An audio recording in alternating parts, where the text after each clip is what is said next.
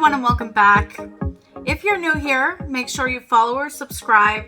Most of you out there are not following the podcast or subscribe to the YouTube channel where I share this podcast. I'm going to jump right in and I am going to do this in one take, no edits. All I'm adding is the music. So without further ado, see, no edits. From Cape Breton, it's Saturday night. I'm jumping into a big topic that I'm going to spend the next 5 weeks-ish talking about.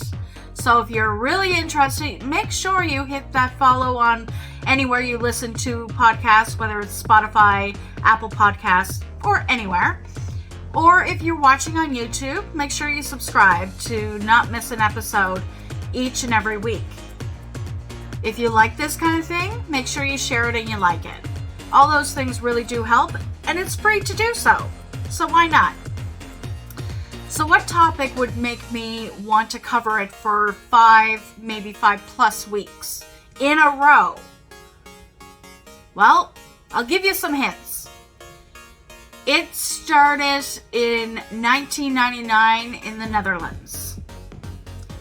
It had at one time been operating in 61 countries around the world, but now currently 27 countries.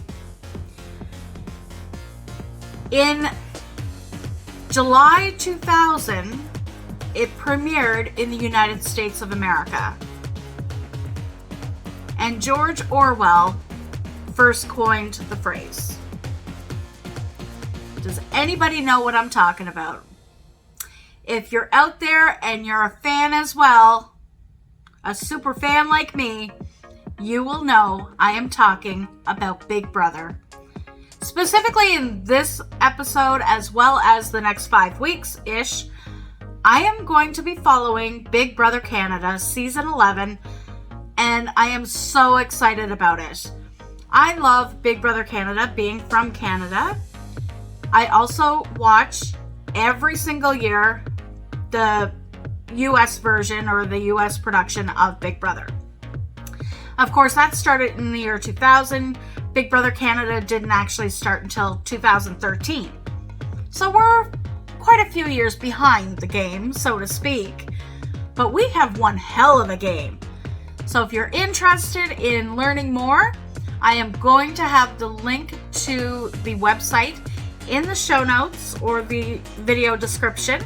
And you can go and you can fill your boots on episodes, deleted scenes, and this new thing that they have, because they don't have the live feeds this year.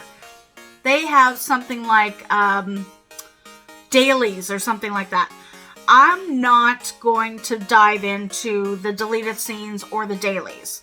And the reason being is I have a full-time job, 2 dogs, a house to take care of, so I'm going to leave it up to you guys. I really need you guys to be my eyes and ears and fill me in the comments. Let me know what's going on. What am I missing? Because I'm going to base my reactions and projections and all those things on just what I see that the production team airs on TV. That's it. I'm not going to check spoilers. Nothing. The only spoiler I saw, and I didn't even mean to see it, it just came up in I think a Twitter feed or something like that, or maybe on Google news feed or something, that one of the contestants had prematurely self-evicted. So other than that, I am going to try not to see anything. I am not heavily on social media anyway, so I should be able to avoid all those spoilers. However, if I see one, I see one. I'm just going to say that. But I'm really going to try not to. So I'm going to base everything I say as my opinion only on what the production team deems suitable to show on television. So I could be missing a huge chunk of everything. There could be fights, there could be alliances, there could be everything going on. behind what I'm seeing. But I promise you, all I'm going to watch is what's on my television. So with that said, I had quite a busy few weeks. Now, BB Can Season 11 started March 8th. We are now March 18th. So it's 10 days ago. There has been an eviction. There has been a self-eviction. I hadn't watched anything until 2 days ago. I had a family emergency, so you can forgive me on that. But I'm all caught up, and I have loads of notes. I must have, I don't know, 10, maybe 20 pages. They're not huge pages, but I have notes on every episode. And I made notes where I wanted to interject a reaction to a scene or my thoughts, my intuition on what was happening. So if you're interested, sit back, grab a coffee, grab a drink, whatever you want, and we're going to dive right in to BB Can Season 11. All right, so the season opened with a really cryptic kind of voiceover showing the house. I don't know what to call it, drama-filled production. Before the host came on, before you met the house guests, anything like that. So here are some of the clues I picked up from that introduction. Number 1, solve the ultimate mystery. 10 weeks, many clues, hidden surprises. Key to survival is to stay one step ahead of the game, and the game was really emphasized. Time is your enemy. Everyone is a suspect. Follow the threads of intrigue. Unravel every motive. And truth ready to be revealed. I wrote really fast because I was taking notes. So I thought about that. Like, I paused the show and I thought about it, and I'm like, and looking at the kind of props they had for the house, I thought, this looks like a murder mystery house. Like, this looks like Clue. So keep that in mind. The host of BB Can is Arse Cox. Beautiful, beautiful woman. I mean, stunning. Beautiful. She came out of the front doors of the BB Can manor, because it's not a house this year, it's a manor. And she was dressed head to toe, depending on how the lights hit you. It either looked purple or pink, but it was shimmery and sparkly, full blazer suit, pantsuit. Oh, she looked stunning, stunning. The main twist they talked about right from the get-go, right from the very first time she stepped on the stage and welcomed everybody to the season, she said, there's a mega twist right from the beginning, and that is the don't finish dead last. So I wrote that down and I thought, there has to be something big that will happen if you do finish a competition dead last. Because I'm sure that's what they meant. Spoiler alert, that's what they meant. So we'll get into that. The house looks like, I mentioned this, a dramatic mansion from the game Clue. That was just my note on how it looked. Make sure I'm not going to miss anything here. This is all important. So they'll be in the house for 24/7, 24 hours a day, 7 days a week for nearly 70 days. The US version, I think, goes to 90 days or close to 90 days, so it's a little bit longer. In Canada, I think it's like 7 weeks.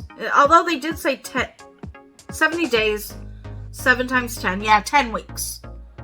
Yeah, I can't do math at night or in the day. Okay.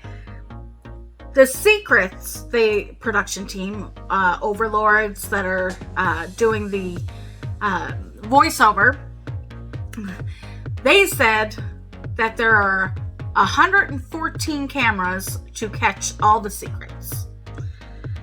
And I roll my eyes at that because you know damn well, that's hence the name, Big Brother's watching. Expect the unexpected. We have the same...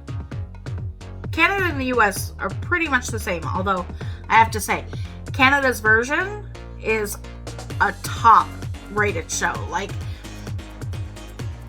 I think it's better than the US, and I'm not being biased because I'm Canadian. I like a lot of US TV, much more than I like Canadian TV. But this game's got a little something. Okay, so they go into the library. And I wrote down here the library where the plot thickens. Where one house guest who can read between the lines, and I underlined that, will uncover a special invitation. From the visual, it appears to be behind the fire in the fireplace. So they panned the room and the camera went in behind the fire and there was like a tunnel and there was like an invitation in there. Or one of those envelopes with this, the wax seal. And then they just said, the game is afoot. Okay, so the game's about to start. Good, good, good. So the first 4 house guests are invited to join Arissa on stage. These are Kuzi. Now, she goes by Kuzi. Her name's much longer, but we'll call her Kuzi. Kuzie. Originally from Zimbabwe and South Africa. I think she lives in Victoria, BC. Yeah, that's what I have written down. Victoria, BC. Her personal bio, her words, and I'm only quoting her. Sweet chocolate, ooey gooey, the dynamite in the small package. So she's a little firecracker, and she calls herself Queen, and she says she's charismatic, bubbly, and smart. So far, I agree with her. She's a little cutie, and she seems pretty smart. Zach from Ottawa, Ontario. 34 years old. He claims he's, pardon me, choking because we'll get in on why I'm choking on Zach. He claims he's a serial entrepreneur. Well, I suppose you could be a serial entrepreneur and not claim to be a serial killer. I shouldn't say that. I don't know this dude. I don't know him. But you can kind of guess I don't really like him very much.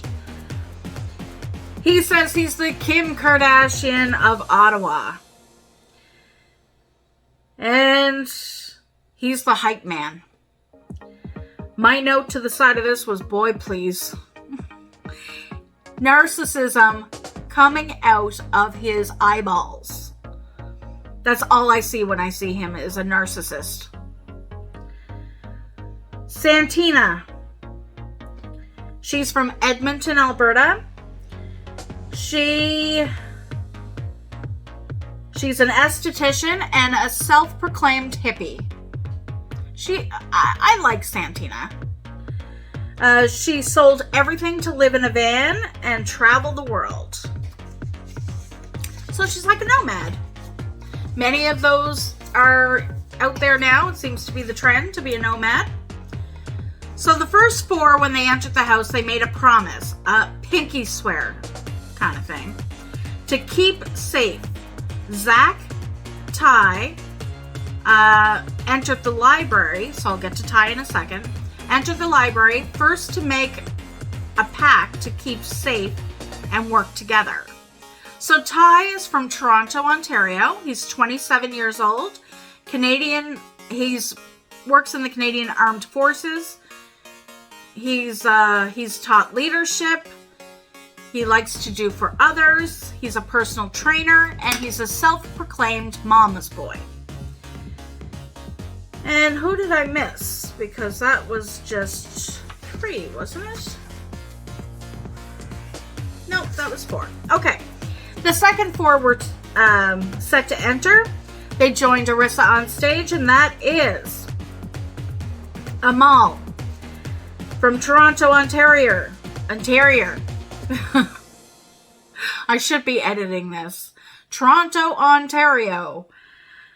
She's first generation Somali Canadian, and she's a super fan. Spoiler alert, Amal is the one that self-evicted. So we probably won't talk much about Amal going forward, but I might have a few notes on her because she was in a few episodes. Hope is 23 years old, from Milton, Ontario. He claims he's goofy, charismatic. He loves basketball. He claims he's a big ball of energy. Originally from Ghana.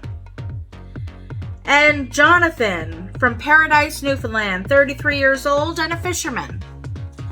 And then Renee is a law student. Not that I didn't pay attention to Renee. That's all I grabbed from her bio. My pick out of this 4 is Jonathan. He's an East Coaster. I'm an East Coaster. You gotta ride with them. And really, really, really hope that they do well. Now, if I were to go back, in my first group of 4, my picks would be Santina and Kuzi, and Jonathan would be my pick for the second one. But he's the first one I actually put a star by and actually said, yeah, he's a pick for me. Third group of 4 to join Arissa on stage, Daniel, Toronto, Ontario. All I got from him was super high energy, and he's a super fan. Well, that's pretty much all I needed to know. He seems pretty cool. Anika from Saskatoon, Saskatchewan. Didn't really get much on her.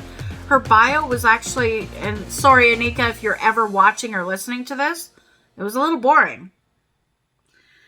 Claudia from Prince Edward Island, 25 years old, dancer, cheerleader. Very petite little girl, blonde girl. But again, from Prince Edward Island, and that's, I have to put her on my list as being one of my tops because she's an East Coaster. And I'm being a little biased there, and I'm going to own that bias. That's okay to be proud of where you're from and to want to root for those that are from the same area. And Roberto Lopez. I didn't get where he was from. He's Italian-Mexican descent. And he goes by Rob most of the time in the house. Really good-looking dude. And he seems to be very smart. That's my take on Rob so far. So if I were to have picks in this one, I actually like 3 out of the 4. I like Daniel, although I think he can be a little wishy-washy. I like Claudia. I think she's smart, but she likes the boys, so that might get her in trouble and might mess with her head. But out of those 4, I think Roberto is my top for that one. The fourth group of 4, so there's 16 house guests in BB Can. The fourth group of 4 to join Arissa on stage are John Michael. He's 24 from Bradford, Ontario, and self-proclaimed superfan. Shania from, I didn't write it down. I think she's from Edmonton, Alberta as well. But I could be wrong, so let's not quote me on that. I'll check on that. I'm not 100%. She's a bartender. Not much more to say on that. I didn't pick up. I think I left the whole section where I wrote about Shania completely blank. Obviously, she didn't intrigue me very much. Dan, 28, from Niagara Falls. He's a DJ, and he goes by Zabo or Zabo. Apparently, he's a pretty hot DJ in Niagara Falls. Or maybe around the region. I don't know. I don't know much about DJing. I'll stick to Big Brother. And Vanessa from Calgary, Alberta. She has 4 kids. She's the closest to my age group. She's 43, I think. And she's my pick out of that group. Definitely my pick. I think in her bio, it sounded like she had some good smarts, like street smarts, book smart. Seemed like she had a really good head on her shoulders and was able to navigate through life pretty good and had good control over her emotions. If she can keep that up, I think she'll go far. And I think I put a little note here. Oh, she was the first one to actually understand the game. Remember when I mentioned the voiceover at the beginning talking about the clues and everything? And how I made a note that it was like the game Clue? She said the exact same thing, so maybe that's why I think she's really smart. Okay, let's go through some more of these. Okay, first episode was Wednesday, March 8th. I talked about that. The clock charms. And then there's a letter. I really should have elaborated on that. And then they got winners' gift bags. Arissa then comes on the big TV in the living room and gives good news. First time ever, no one is evicted in the first week. Well, that's good because this aired Wednesday and live eviction is on Thursday, so that didn't give much time. But there have been evictions in the first week before. But this comes with a twist. Dead last. If you come in last place in an HOH competition, you will be automatically nominated for eviction. And like normal, the HOH will still nominate 2 for eviction, making it a total of 3 on the block. The first HOH competition played in pairs. House guests were told to choose a partner they think they can work with. So that was pretty neat. I mean, you don't know these people, so it's almost like first gut instinct. Hopefully it works out for some. Hopefully, you never know. So the groups, or the pairs that paired off, were Hope with Roberto, Renee and Shania, John Michael and Santina, Vanessa and Dan, Daniel and Anika, Jonathan and Claudia, the 2 East Coasters were together, Ty and Zach, who made the, initial bond, and Amal and Kuzi. We watched that until that was the end of the episode. Check back. So second episode, next night, March 9th. John Michael.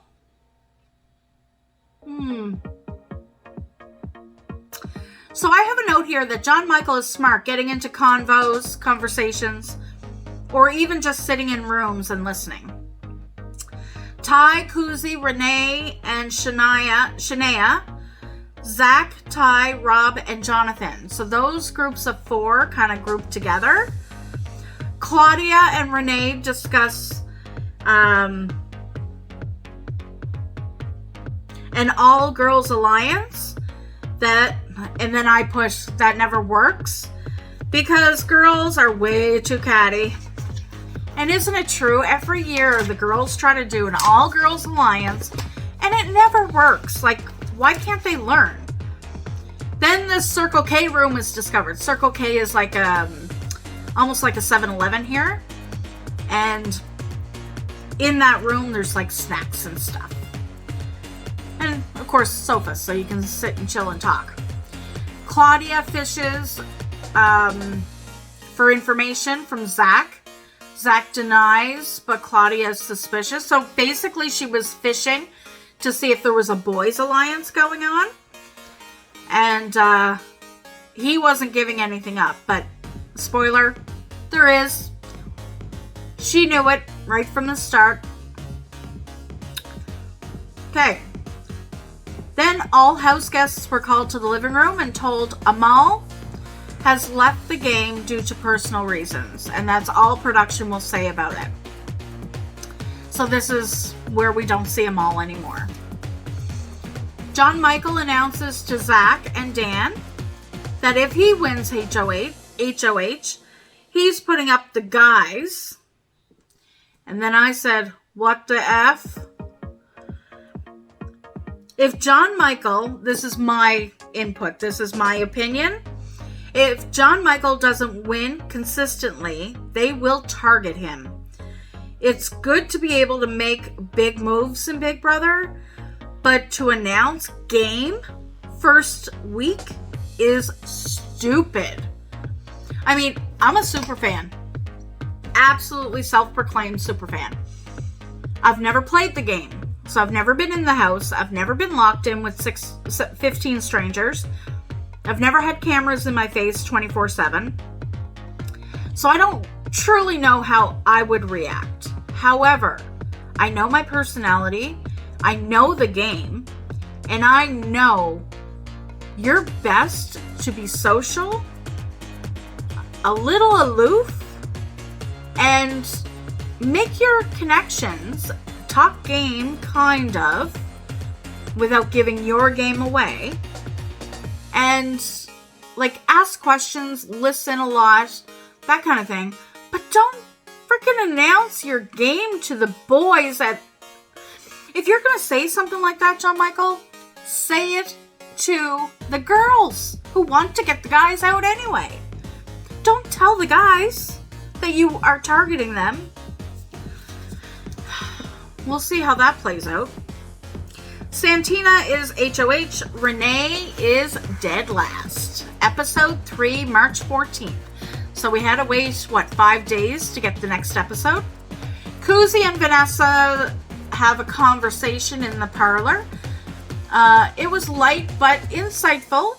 Girls' alliances don't work. That's what they were talking about. But they still want to try to get out the physical threats. Okay. I mean, that's reasonable. Now, this is my interjection. And this is why I'm doing this episode and why I'm going to focus on this, is I want my natural reactions as when I was watching the show. So that's why I'm reading them and not just talking about them. Okay, so I wrote, if it were me, I wouldn't align with all girls. I would keep some physical threats very close, a smart super fan, and some great social players who can successfully play both sides. That's just how I would do it.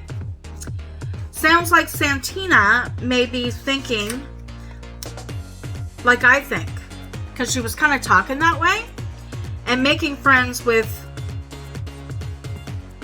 and she was making friends with my number one pick, Good Girl. So she was kind of talking to Jonathan about that.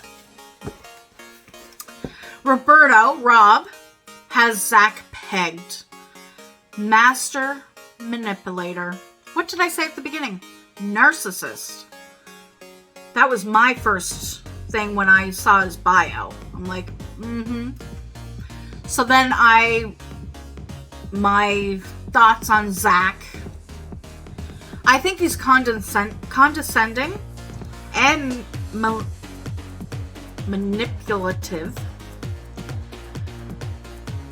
If it were me playing that game, and I can say everything's sunny and rosy and all this stuff because I'm not playing the game, but if I was in that position and able to, I'd freaking backdoor Zach right from the get-go. He's gotta go. I think I make that note a few times in here. Zach has got to go. And if you're ever listening, Zach, sorry, but you had to go. Go back to Ottawa. Be your Kim Kardashian of Ottawa. Your super serial entrepreneur. You're definitely, I 100% guarantee that if I were in Ottawa and I needed a business plan or I needed something done with the business, I would be for sure banging down Zach's door because I believe him when he says he's an excellent business person. I believe that. Because his manipulative side and narcissist side would make an excellent entrepreneur and business person. When you play too hard, too fast, you go home. That's Zach. He's definitely playing way too hard. So then, BB Can decided to give the house guests pizza and drinks. With a caveat, they must be handcuffed in pairs for the remainder of the evening. So, they didn't get to pick their pairs. Big Brother picked their pairs for them. And I don't think I only got 5 pairs here. So maybe they just didn't show the rest. Claudia and Ty were together. Jonathan and JM. Zach and Daniel. Vanessa and Anika. And Hope and Renee. Anika and Kuzi talk about Claudia getting her out. And then Anika says she needs to go. Renee, Dan, JM, and Claudia, they're the toxic 4. I'm saying it sarcastically and snarky because that was pretty much the tone Anika was using. I mean, I don't know what her deal is with these people, and maybe there's stuff in the deleted scenes, or maybe there's stuff in those daily files that I'm not watching that will educate me on why she thinks this, but it seemed to come out of left field. So you guys can fill me in the comments. Kuzi says, relax, look at the big picture, basically stop hyperfixating on 4 people. You need to get 15 out before you frickin' win. Santina tells Dan that he may go up on the block because he was one of the last to come and talk to her. That's freaking BS. That is such bull. She said before that she was considering him because they don't talk game. No connection.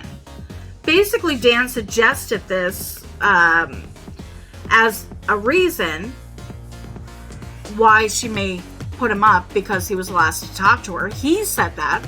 She just agreed with him. And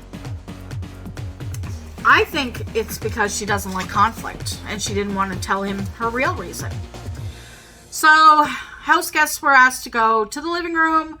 Then all the lights went down and everything turned red and looked sinister like crazy with really creepy music. Then Vanessa was called to the DR, the diary room, for those that have never seen Big Brother and don't know what the hell I'm talking about. She was called to the diary room where it's soundproof so she could say whatever she wants. Anybody can say whatever they want in there and none of the other house guests can hear them. You cry your eyes out and scream and shout. Nobody can hear you, really. So she goes in, sees an envelope, then returns to the living room with that envelope and stands at the front of everyone, and a spotlight then is on her. So dramatic. I love Big Brother. The envelope has Bel Air Direct on the back, which is a sponsor of BB Can. Attention house guests, Canada votes for one house guest to receive the Bel Air Direct Eviction Protection Insurance. Bel Air Direct is an insurance company. The house guest chosen cannot be nominated and is safe for the week. This really could mess up Santina's plans. She hasn't done nominations yet. The person Canada has voted to save is... That was my failed attempt at a drum roll. They look at the big screen TV for the reveal, and it is Claudia. They all scream and cheer as Claudia clasps her hands over her mouth in shock. So, then we move on. JM, Anika, Daniel and Hope. They're all in one of the bedrooms together. JM asks if there's anything he should know. He doesn't feel safe.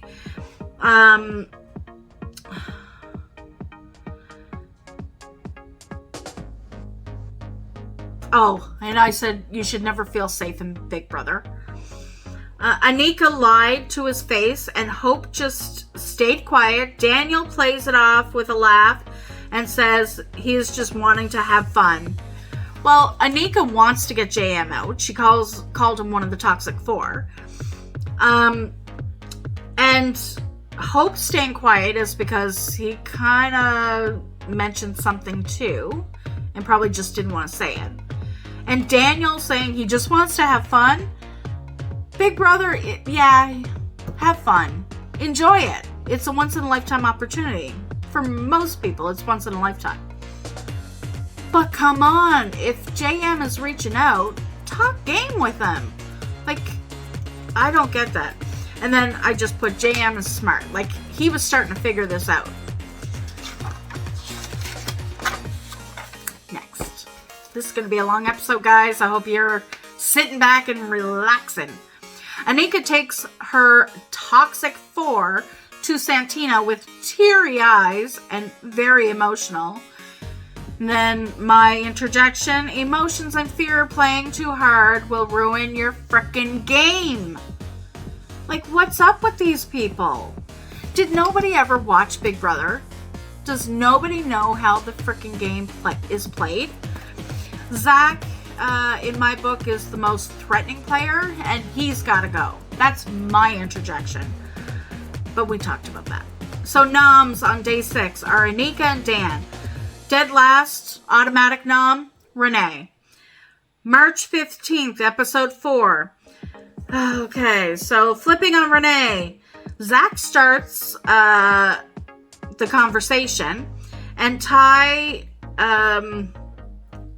Zach and Ty brought Rob in, but Rob sees through Zach. So Zach was the one that actually started that conversation on flipping on Renee, getting Renee out instead of backdooring somebody. They wanted to backdoor. I don't think you will guess this. Who do you think they would backdoor? Maybe somebody that outwardly said, I am coming after the guys, like a little John Michael. Then Zach goes to Santina and says, Ty started the conversation about Renee. Full out, 100%, 1000% a lie. Just throwing Ty under the bus just in case Santina didn't buy it, or didn't like it, or didn't go for it. Shania is sad and jealous over Rob and Santina spending time together. Cry me a river, Shania. Like, seriously? Boys or girls are not worth your tears. You're there to win $100,000, girl. Get your head in the game. Come on. Ugh. She's going to go home. Mark my books. She's going to go home. Claudia and Ty are flirty. And Claudia, you may have been the chosen one this week, but you may want to watch yourself. Because if you get all flirty in a showmance, that's a target. So be careful. POV is played. It's can slop, won't slop. It's a slop factory. So gross on how many levels. The 3 noms play plus Daniel and Ty. Okay, so this looks like a hard competition. I'm not going to lie. Every competition looks hard to me. Although some do look fun. But anyway, Anika picked Ty to play for her. Dan and Ty were neck and neck the whole competition. Ty wins. Zach still pushes for Renee, but Rob is pushing back. Rob doesn't want to get rid of Renee. Like, why would he? She hasn't done anything to him. She's just an automatic on the block because of a stupid twist. Zach goes to Ty and says he doesn't trust Rob. Why? Because Rob's not your lackey and following you around like a lost puppy dog, Zach? Claudia and Ty have tough communication, a tough communication moment, and she feels if that is how he communicates, then maybe they can't play the game together. Well, duh. I mean, I get having friends. You're locked away from the world. You're lonely. You've only been away from your family for like a week. Come on, get with it. But, I mean, I lived in the Arctic. I was super isolated even though there was a community. But I can still understand why you would feel like you want to clam on to somebody. But don't clam on to one person and be lost when that breaks down.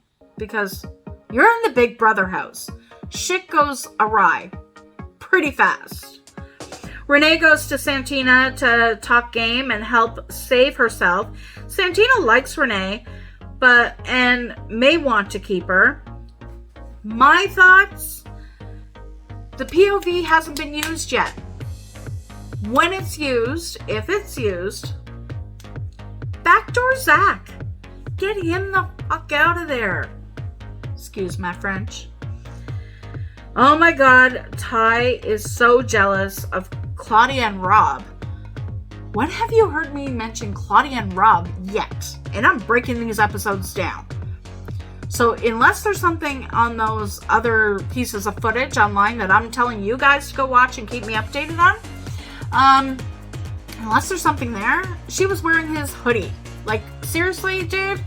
You were jealous over a hoodie. You weren't even jealous over her groping a man. You were jealous over a hoodie. Suck it up. Be a man. You're not even dating this woman. You're not even, like, messing around. It's a showmance. Head in the game, boy. Oh my god. You can see these people, like some of the cast, I really want to just get them off the show. Because they are driving me foolish. It's only the first week. Okay, so his convo with her in the backyard was not cool. I don't like this, and I would say if I could yell at Claudia right now, that was a huge red flag to how he treats women. So, girl, see that red flag. Anika picked Ty to take her off the block. They talk. Ty isn't going to use it. ? He says to trust him. Well, sorry, Ty. I don't trust you. If you take her off, you've stuck to your word. If you don't, you're not worth trusting. And this red flag with Claudia, I'm not liking your vibe with women at all. It's BB, and basically this is my note. It's BB. Ty's giving her lip service. That's all he's doing. JM and Santina talk. He is uneasy about POV ceremony. Ty enters for POV ceremony. It's used on Anika. Santina nominates a replacement. It's John Michael. She follows Zach's narrative that he has to go up because he's the smartest, most threatening player. Please go Google the cast and look at the physical comparison between Zach and John Michael. John Michael's not a physical threat to Zach. He is a social threat. He is a smart threat to Zach, and that's why he wanted him gone. And he was coming after the guys. So JM is visibly upset and completely pissed off. Episode 5, March 16th. That was Thursday. First live eviction. So we're coming to the end of it, guys. Coming to the end of it. Stay with me. Drama unfolding. So JM says he's a fighter. He reminds Santina about day 3 promise to keep each other safe. Zach with Santina as HOH and Ty as POV winner. His quote. This is not me interjecting. His quote. I feel like I have a lot of power and influence. My interjection? Ugh. Like, oh, I just... Zach, you's got to go. JM, he campaigned hard. He says he's targeting Santina now. Claudia and Ty kiss, first official showmance. Santina in the library finds a note in a book. Unseen game is what the note said. Right. Unseen game. Gets caught by Anika looking in the books. So I'm just gonna, before we end this, there's not much left. Unseen game. So one of the key things in the very first voiceover said, hidden surprises, key to survival is to stay one step ahead of the game. Unseen game. Okay. So that's why I'm making notes too. I want to figure this out before they do. Dan campaigns to Daniel. It's not a strong campaign. He really doesn't say much. He doesn't give Daniel anything to work with. Again, ugh. Day 11, Vanessa and JM. No one is talking game with Vanessa. She is the older, probably the oldest, the oldest person in the house. She says she's like a mom. She looks freaking young. And she is fit. There's no reason why she couldn't be considered one of the young crew too. There's no way. Arissa looks beautiful in a vibrant green dress as she is embracing the stage. Hope and Daniel talk game about trying to flip to keep JM. Daniel, do we want a war in week 1? It's BB. You want a war in day 1. You want to play the game. But, okay, I'm going to back up on that. I can see Daniel's point. You don't want to play too hard too fast. That gets people kicked off. So, I'm going to back up. I'm going to stick with Daniel on that. I'm going to say, yeah, I agree. Kuzi wants to keep JM, tells JM that she has heard others say they want to keep him. Girls talk. That's Santina, Renee, Shania, and Claudia. They're just chatting. They're chatting game, but they're just chatting. Rob and Hope see this, and Hope says in the diary room, the DR, that he thinks the girls are working together. Hope tells Daniel that there is an all-girls alliance. That's not true. It hasn't actually formed yet. Ty asks Claudia if there's an all-girls alliance. She tells him no, which is currently true, as she says it. Claudia says, we're girls. We spend time together, just like the boys. Is there a boys' alliance? Ty says, you're being defensive. My interjection? No. But you just gave away that there is an all-boys alliance, didn't you? Ty and Zach say that Claudia is super tight with Shania and Renee. Zach, well, maybe we have to pivot and tell JM he's on our team. And that's when I wrote in big letters the F word. Zach and Ty gotta go. The Savage Sisters. Okay, so that's the first official alliance that I've heard the name of. JM, Kuzi, Renee, Shania, and Claudia. That's 5 members. The live vote happens. Based on the speech, my prediction is Renee, that was a campaign. Dan, it was fluff.